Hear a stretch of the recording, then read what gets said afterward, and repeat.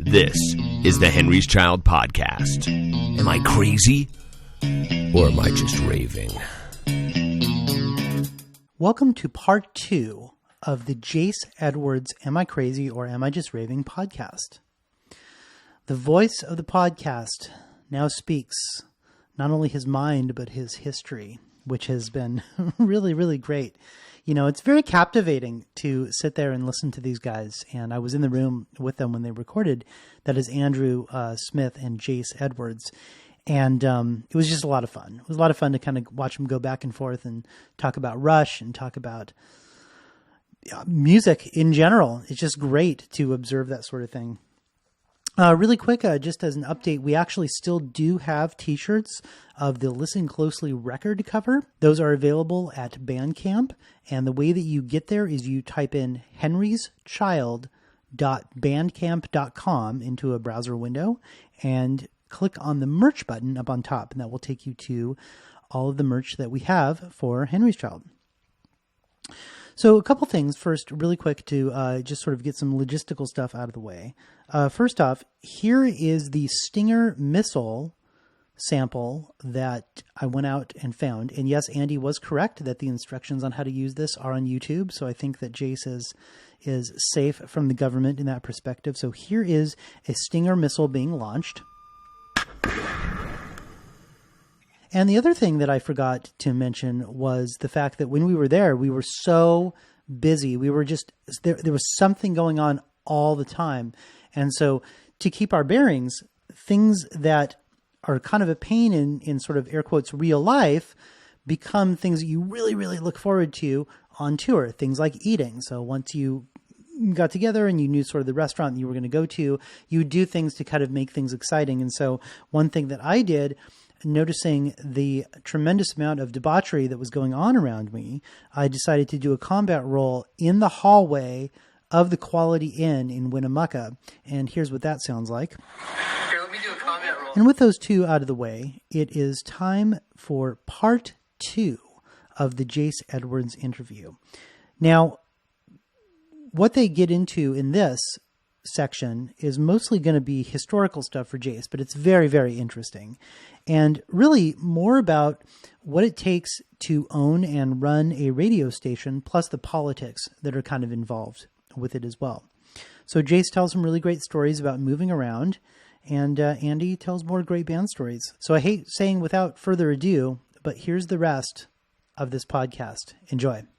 Well, Okay. so let's see. I want to find out why you decided to leave society and get into the desert. Well, obviously you became disenchanted. Or did that come later? Because I know you dipped your toe in the corporate world for quite some time and were quite successful, just like I am right now. Yeah, I mean, it was, so when I was in Palm Springs, it was a multi-station cluster, and it was owned by a company that owned newspapers. Newspapers were hemorrhaging money, so they were focusing on the radio companies to bring in that extra change. And they brought in this corporate programmer from Alaska. And unfortunately, I do not blend with corporate programmers. And which is interesting because my very next job, I became one.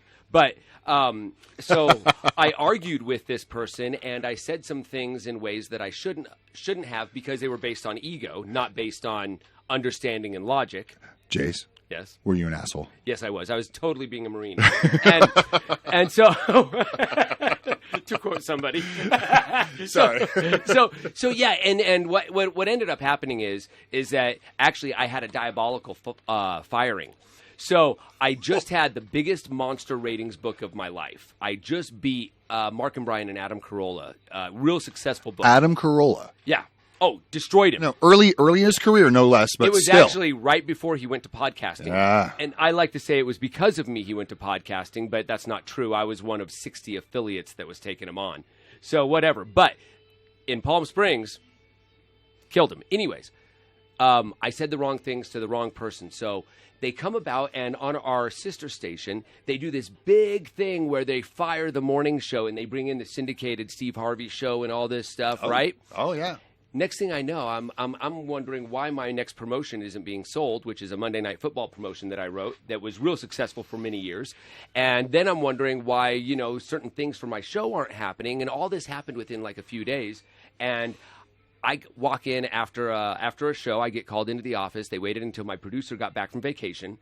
And so me and Tank go in the office, and they said, hey, by the way, great book. You're fired. And I said, okay, well, can I at least get copies of my ratings? And they said, yeah. And they gave me copies of my ratings. I'm like, what the hell? Why are you firing me? And then they took the morning show that they did this big show about firing on the sister station, and that was my replacement for over half the money.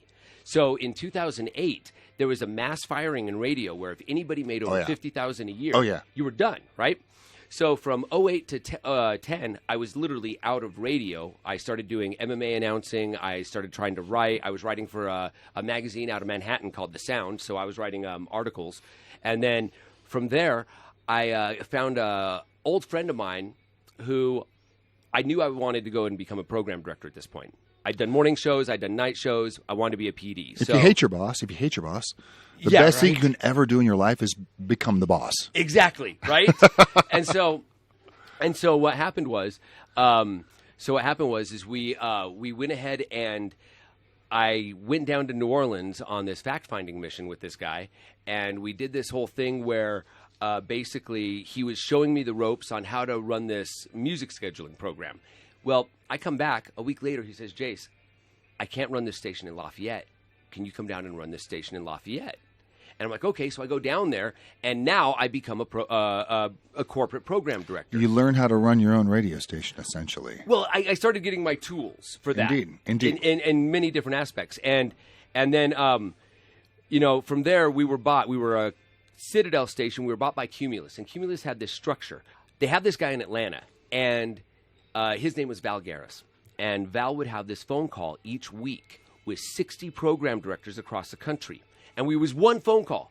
And he would literally have a book. And he would go through his book and he would say the one fact about certain people that were on the call that he was going to talk to. Oh, Jace, you're in Lafayette, Louisiana, where they have crawfish. And you must like to the Saints. Awesome. Well, great football team. And you know what I mean? And it's like, you know nothing about where I'm at. Sounds like your foot went too far into the corporate world. Well, and that's the thing is that I became this automaton for, in terms of for the station. But my saving grace is that the station was a trust station, which means it was actually owned by a third party that was being controlled by this entity. So when I found that out, I started playing by my own rules and doing my own programming. And that got you fired? Well, that didn't get me fired. The station got sold. Oh, damn it. But the company wanted to keep me, and so they moved me to Lake Charles from Lafayette. Right. So I ran a station there for a while, and there I was like, whatever, because I was on my way out. So my foot was out the door before I even got in. I have to say, you sound like a professional mover. Yeah, I'm such a nomad. I can't imagine. This is weird moving. I mean, I moved a lot as a child, but that's pretty epic, man. And my moves are all stupid ones, like 3,000 miles and 4,000. So I'm in. Why does that make it stupid? Yeah. Well, I'm in Lafayette, Louisiana, and I'm like, you know what? I don't want to be a program director anymore. I just want to be a morning show. My original goal was to be syndicated. So I get this interview in Reno, Nevada, and I come out here, and upper management's like, yeah, we love it. We're going to syndicate your show. Come out here, show us what you can do, and we'll syndicate it. Okay, so I come out there, and I show them what I could do. Then steps in middle management. Here comes the corporate aspect. The corporate program director, who I once was now telling me that what I'm doing is wrong, which, of course, I know it's not because, I know better than everybody else, obviously.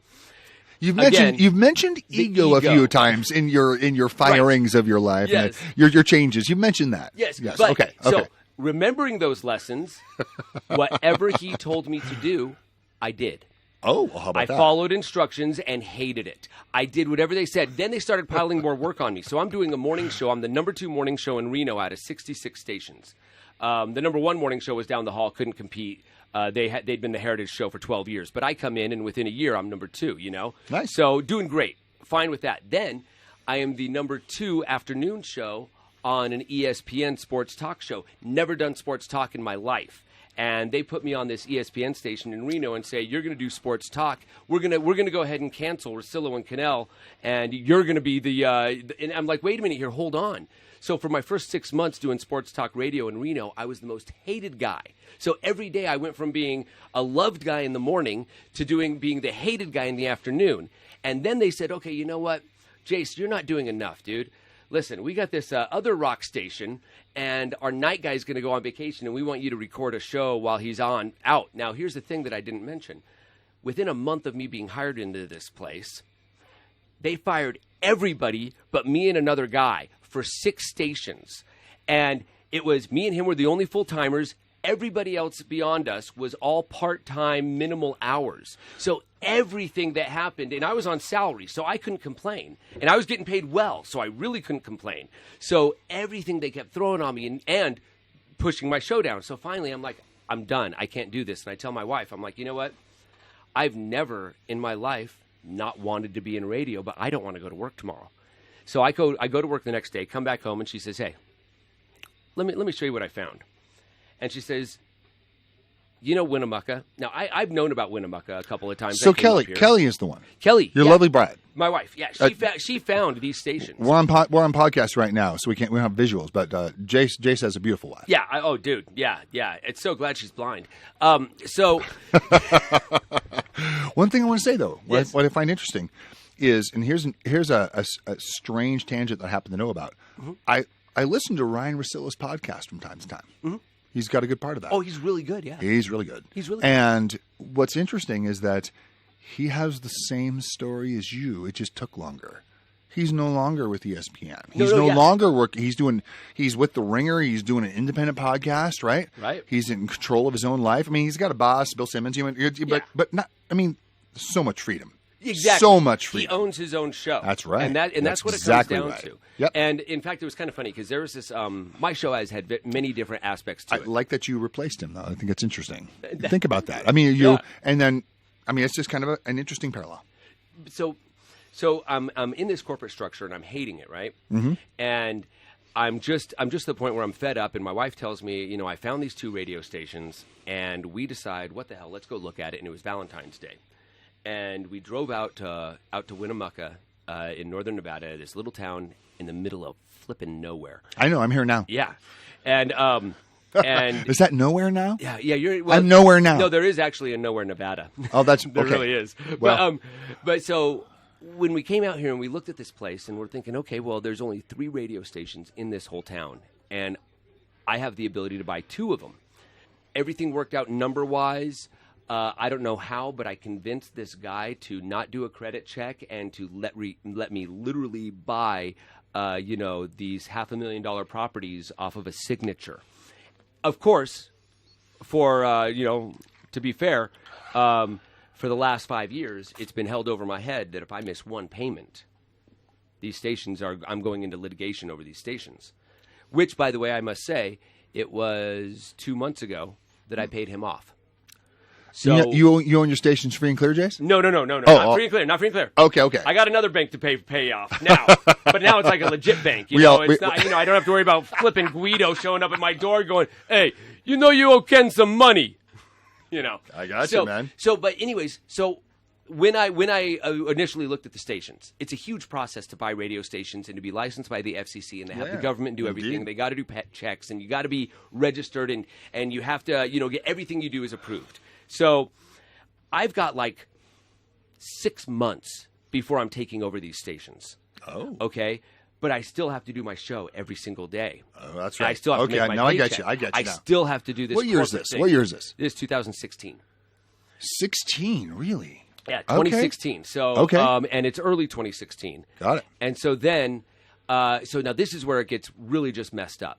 So I had one of my crappy days, and it was one of those ones where I had a meeting, and my bosses were just telling me that everything I was doing was wrong, and they were sitting there telling me, dude says to me, and it's like, dude, I get it. You're a consultant, and you consult people. You tell people what you think, and I just think you're wrong. But he says, yeah, people don't want to hear people that are polished on the radio. They want to hear people that make tons of mistakes, and they want to hear podcasters and amateurs. I'm like, really? That's what they want on the radio? You're thinking that I'm going to go up against 65 other swinging jocks. And, with them all blowing up their microphones with their professionalism. And I'm going to come out here and I'm going to sound like some numbnuts. And I'm going to beat them. They're going to have budgets and they're going to have expenses and they're going to have, promotions and they're going to have swag and all this other crap. But no, you're not going to give me any of that. And I just have to come out and just be some jerkwad. And boom, I'm going to beat them, right? So anyways, that's where I was at that day. And I walked out of that building and upper management. Jace, I got to talk to you, man. Yeah. What's up, man? What's up, Mike? Jace, you're not doing your bits, man. I haven't heard you do your helium theater segment. I heard that. And I do it as under helium. So anyways, whatever. I act out scenes on helium. Wait, hold on. Do your listeners on this station know helium theater? Yeah, we do. Yeah. Okay. There's my helium tank right there. Yeah. There's my helium tank. So then he's like, and I haven't heard you do this bit, and I haven't heard you do this, and your guest, the psychic Lorena, I haven't heard that, and I'm like, and he's like, why? And I'm like, I don't know. Ask your program director and your consultant, because they're telling me to stop everything I'm doing. So really, I really don't give a shit. You got me doing everything under the sun here. You got me on the ESPN station. You got me on this one. Dude, you know what? Whatever. Whatever you want me to do, I'll do. I don't care. I'll do it however you want. And he's like, wait, no. We hired you to do radio your way because we were going to talk about syndication. We're almost to that point to talk about that. Oh, why don't we have your show? That had to light your fire. Oh, my God. So he says, listen, Monday, he says, Friday is your next meeting. Yeah, okay. I'm coming in Friday to butt in on it. Okay, so he walked in right as the consultant says, well, we're thinking about loosening the rope here a little bit, right? And Mike comes in and says, I love your phrasing, well, but... They knew it was coming. No, they didn't. That was the funny thing. You sure? Well, no, here's how this worked. He walks in after hearing that phrase, and he says, I think you've got it wrong. You're not here to loosen the rope on him. He's here to loosen the rope on you. I didn't hire him to do what you wanted. I hired him to do what he wanted. And you guys are holding him back. So here's what's going to happen. You're going to stop doing this, this, and this.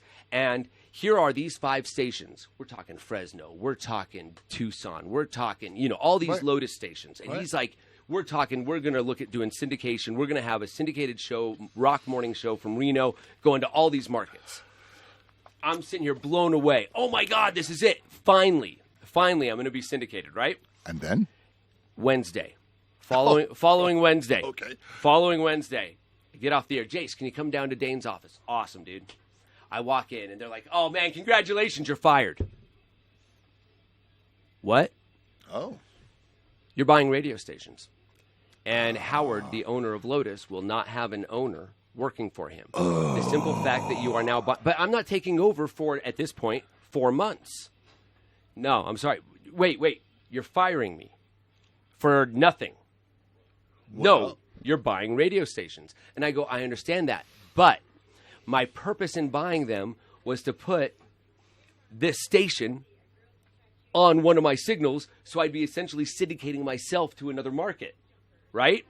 And the other station was just going to be a cash cow that I was going to run automatically, right? Not allowed. Well, not allowed. The owner of Lotus does not want to have an owner working for him. There you go. So, but then they had the audacity to ask me, well, by the way, can we still play? You know what, I have to say. And I was like, no, dude. No, I'm serious. Yeah. Right after they said, oh, man, we wish we could do that. By the way, you're fired. Here's your severance check. Great severance package, by the way. Thank you, Howard. I want to say this. I have to admit, I don't think there can be 2 lead singers in a band. Right. Even if you're in Styx, right? You got Dennis DeYoung, Tommy Shaw, James Young. They're all great. Unless you're Yngwie Malmsteen. But then again, it's Yngwie. Yeah, you know what? As much as you like to say you love guitar, you seem to occur to me as more of a lead singer than anything else. No, I am. But yes. But yeah, no, exactly. And so for the next 4 months, I had to go to unemployment. Now that, of course, cut my money into shreds. Sure. So then it came down to all the money that I thought I was going to have to open these stations was gone. Then on top of that, now I've got to come here, and I've got to do this because I'm SOL. I can't run them from afar now. So 2016. When's the day you moved to Winnemucca? You I got took to over know that you got to know June this. 30th. There you go, June 30th. You moved here. I mean, I'm talking about you moved your bed and Kelly, and you moved in. We put everything into a storage unit, and I lived out with minors and whores. I'm talking about I lived with brothels and minors out in Golconda in a little tiny trailer that had bullet holes in the doors and punches through almost every single wall. And it was a horrible, horrible little place with a beautiful sunset in the middle of like just sagebrush and lightning struck trees. I mean, it was such an amazing 6 months of doing nothing but trying to meet everybody in the community, sell the radio stations, learn the function of them, try to get the new employees that I had to stay before they all left, which they did all leave. I have to say, the enthusiasm with which you say this, I can guarantee you loved this time. It was living in that trailer, oh my doing God, it the was challenge so of every horrible. day. But no, you say that. But it was, look at the enthusiasm with which you talk about it, But man. that's I'm because, serious. Again, now this is one thing about the Marines that people don't understand. Oh, okay, back there. We are taught one simple thing in the Marine Corps: embrace the suck. It doesn't matter what it is. It is going to be the most horrible thing in the damn world. Just embrace it. It's going to happen. It's going to suck. Bad things will occur. So what? Embrace it. Because if you embrace it, you can help at least guide it. If you let it embrace you, then you get controlled by it. That's brilliant. So embrace the suck. Anytime you're in a crappy situation, embrace another phrase. Great book to read. Side note: great book to read. Eat the Frog or Eat That Frog. I don't know if you've ever read it. Eat the Frog. Eat the Frog. I got one for you. Feel the fear and do it anyway. Yes. Susan Yes. Jeffers. Yep. Brilliant book. And it's every time I it's step like on stage. 70. It's like 70 pages. Yep.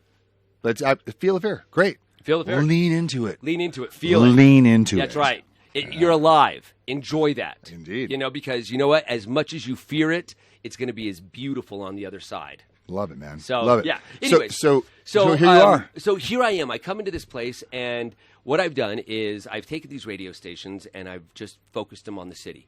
And I've got to take when I came here, there was a mixed radio station. Your pop, your Justin Bieber, which I never thought I'd be saying Justin Bieber on the radio, but I do a show on my mixed station. Secret thing about Jace. Maybe he's mentioned it, but I think you were part of a country station for quite a while at one point back in the day. Yeah, I did do. Yeah, I'm sure you radio. loved yourself some Garth Brooks back in the day. Nope, hated that too. Okay. Oh. I hated that almost as much as I hated adult contemporary, where I was playing nothing but Michael Bolton and Madonna. That was my first. Well, station, I love Madonna. So. Well, no, it depends. How you love her? Yeah.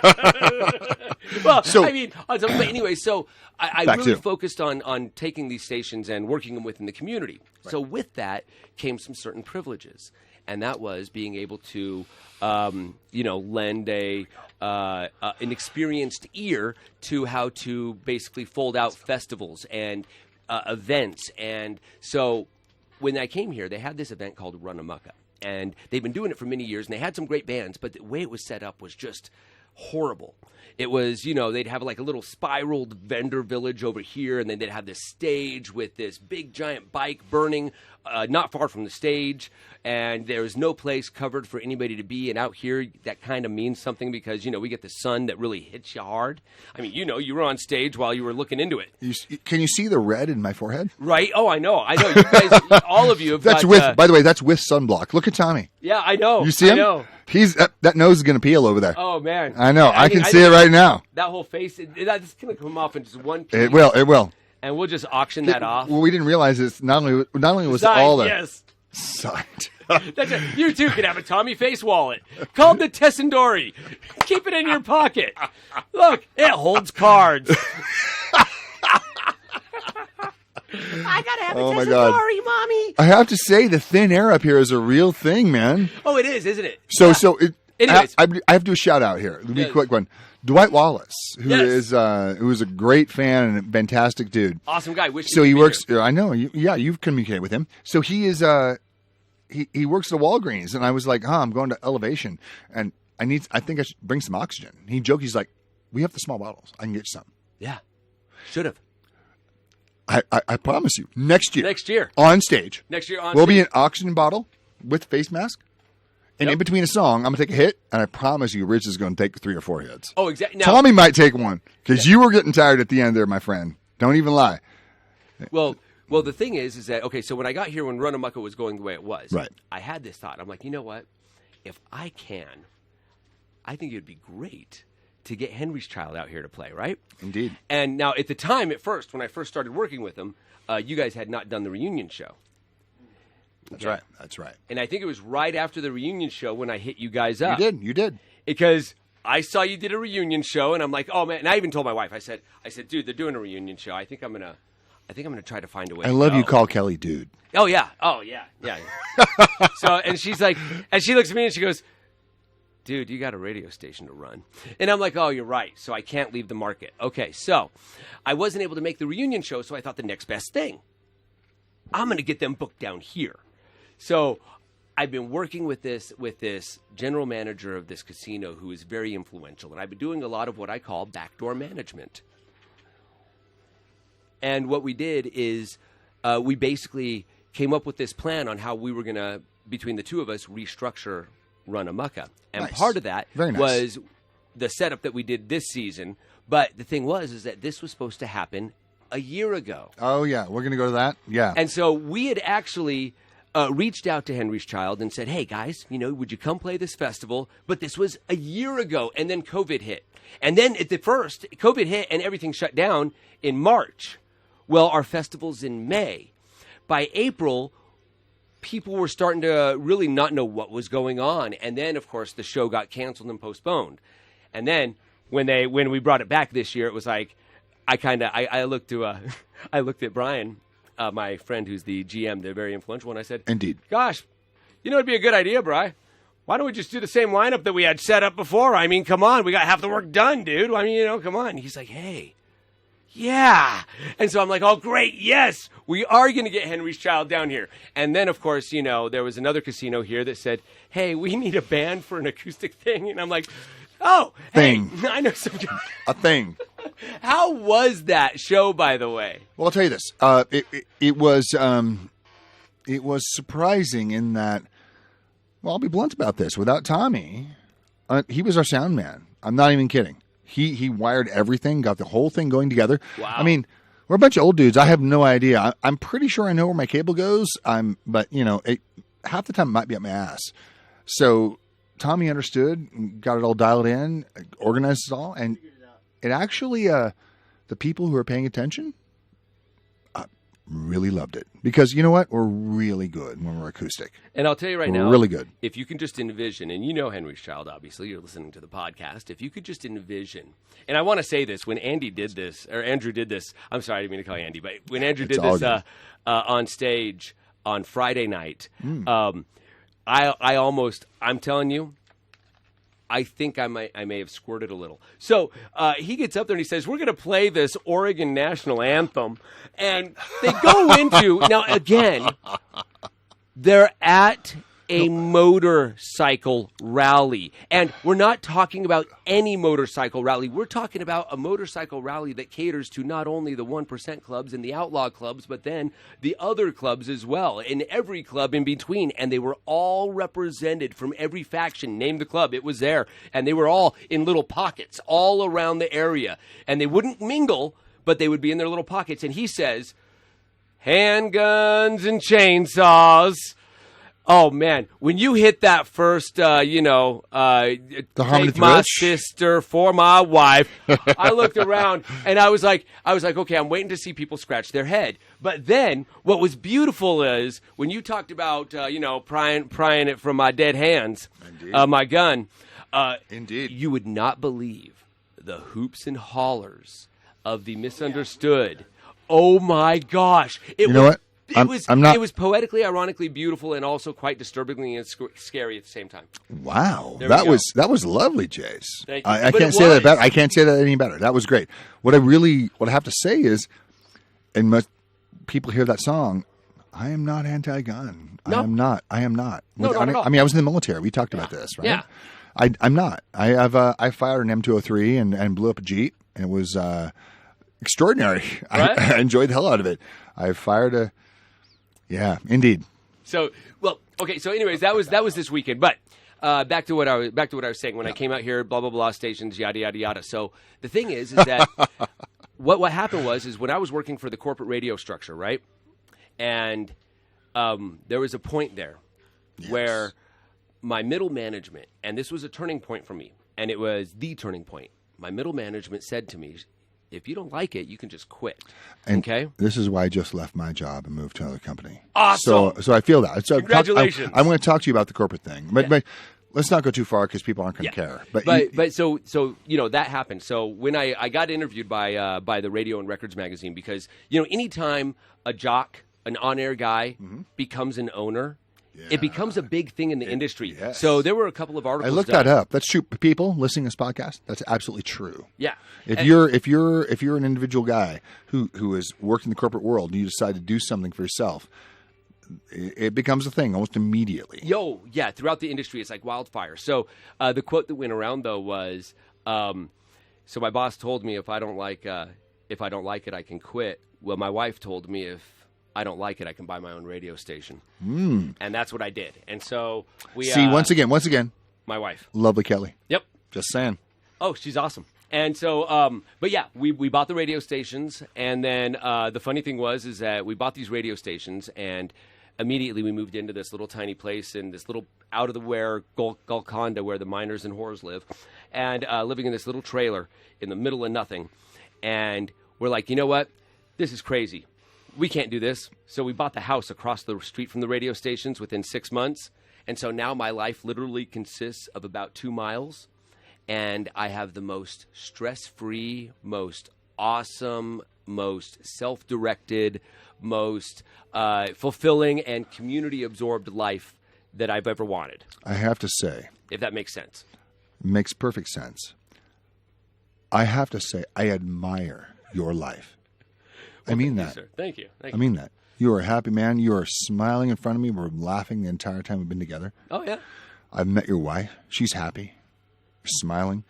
You are 200 feet from your workspace. Right. Your right-hand man is 200 feet the other way. Oh, yeah. The guy I brought down to work for me, Adam. He's awesome, and he's my IT guy. But he's amazing. I love that guy. We were able to find a house across the street from mine on the other block, and he bought that one. So we're water balloon throws. I have a shout out to anyone that's going to listen to this. Has anyone created a life for themselves where they are completely in control of everything they do? Their best friend lives 200 feet away. Their workspace is 100 yards away. Right. And they get to do whatever they want every single day. Every day. Well, within reason. We cut that piece out. Yeah. All right. Yeah. All right. That's right. So, but no, yeah, that's pretty much in a nutshell. There's a lot of side shoot stories, but that's the we only have of how we left radio and said let's do it ourselves. And if you're really focused in the community, which it seems like you are, my friend, right. Yeah. You care about where you live. You care about where you are. You should. When you have a radio station, you literally speak to your community. Yeah, every day. And we are the champion. We are the cheerleader. Yeah. We are the coach. Yep. And I'll tell you, COVID was rough. I mean, seriously. You want to talk about being the only guy in the room telling people to do what the mandates are. You want to talk about in this market. You are correct, right, sir. I'm in rural Nevada. And now aside from that, I got a bunch of hate mail during that time.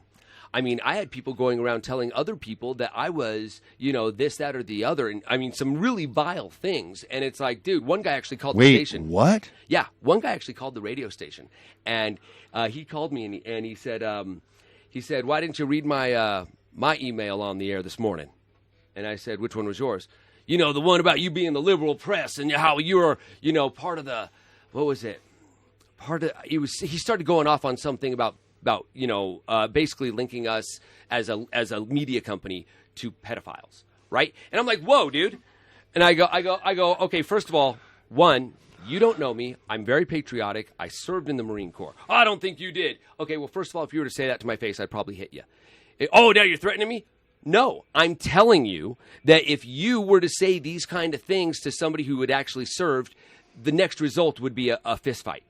And I'm just letting you know that I hope you don't come up and do that to me because I don't want to be put in that position.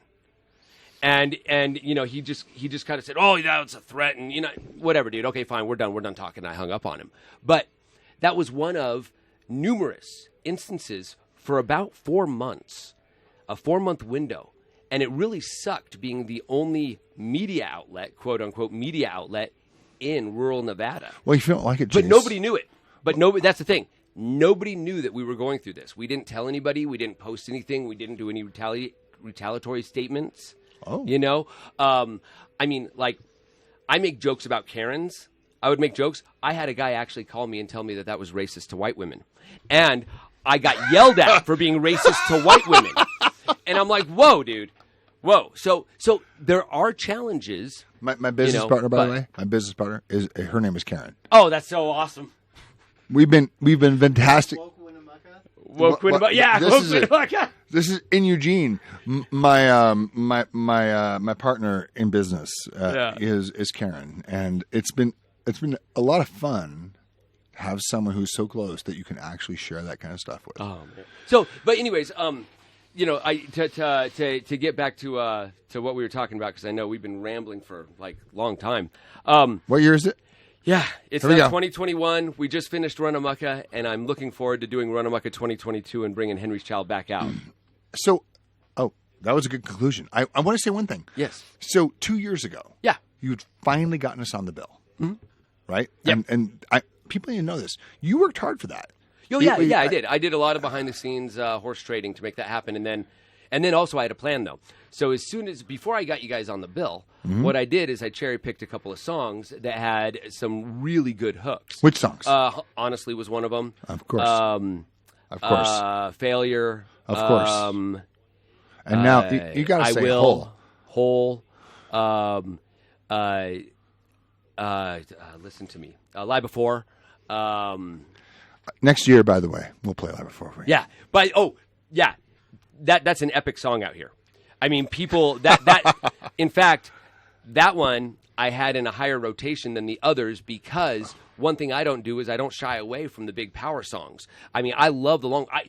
Dude, I will play flipping Tool Tempest for 15 minutes. This guy's going to kill me. You realize that, right? He's going to make us play the big songs. Oh, so yeah. at the end, yeah. Yeah, I got you. I want to hear your Xanadu. Anyway. Love that. It's amazing. I'm going to go back around to the beginning of this conversation. Yeah. Your passion for music yes. is something that I believe very few people truly understand. Because I know a lot of people in life that say they love music. That's fine. They say that. But the people that really love music put time, energy, thought, right? Becomes a focus of their life. Oh, exactly. Right?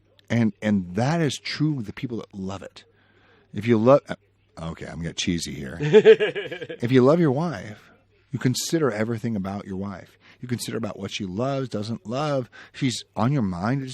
The passion for music is in your blood. It never leaves. And somehow it becomes a part of your life. Right. You are a musician. I've seen your downstairs basement room. Yes, my hey, everybody.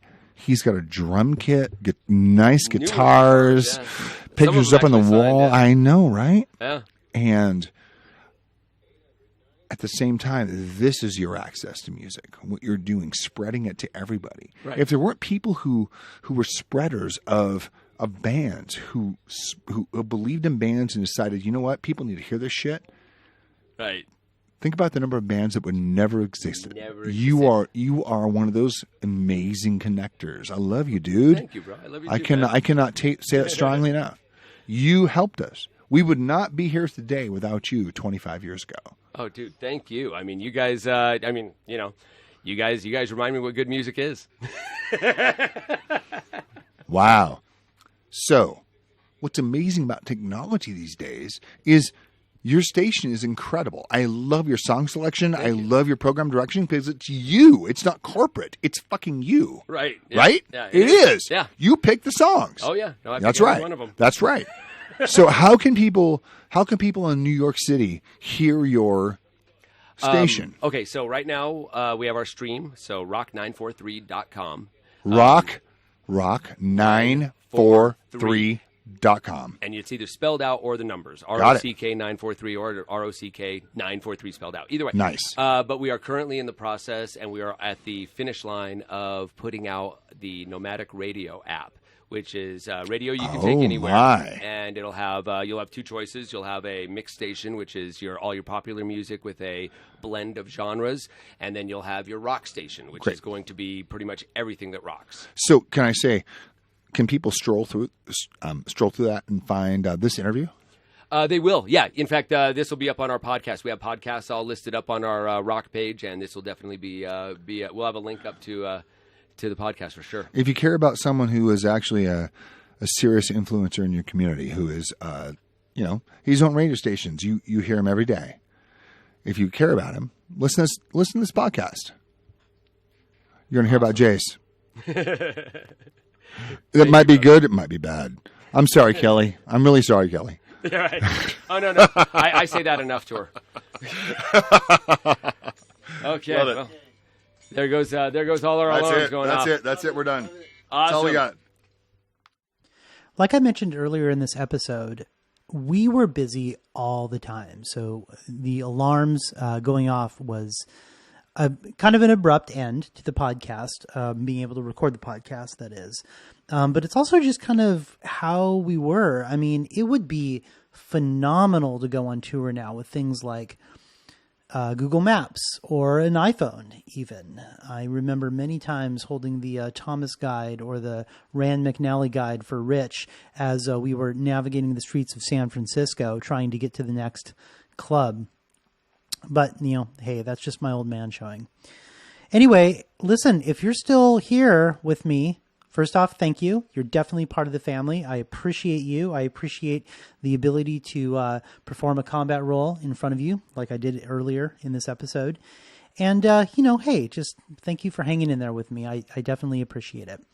If you're not already on the Henry's Child newsletter list, you should go to our website and sign up.